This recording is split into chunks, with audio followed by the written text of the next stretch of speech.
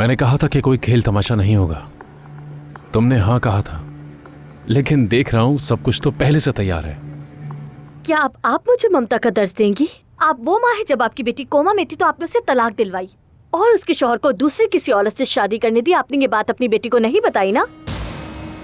ज़मरुद ठीक कह रही है, माफ करना, मैंने तुम्हें बात करते सुन लिया था।